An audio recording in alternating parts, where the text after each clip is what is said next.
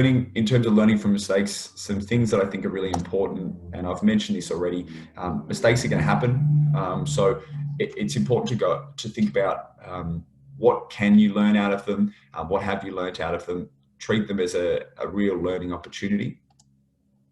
Self-reflection and analysis is really important, especially after mistakes. So when you do make these mistakes, like the things I mentioned to consider on the previous slide, is sit down, reflect and analyze, and see where you can improve upon. I like this point. I think we know you're going to make mistakes, and that's inevitable, but try not to make the same mistake twice. Mistakes are great learning opportunities, and make sure you do put in the work to not make that same mistake twice. Flows onto this point. So put the time and effort in to learning from your mistakes at the time you make the mistake. Now, I'll put this here. There's lots of different ways to get the same result.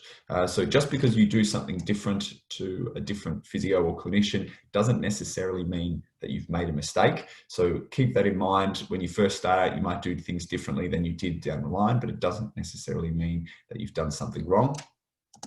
And to follow on from that, one person's feedback doesn't define you. You're going to get a lot of feedback, and you've probably had feedback so far in your physio journey that may not be complimentary. Just because you've had some of this feedback doesn't necessarily mean you're not doing things well, and keep that in mind as you go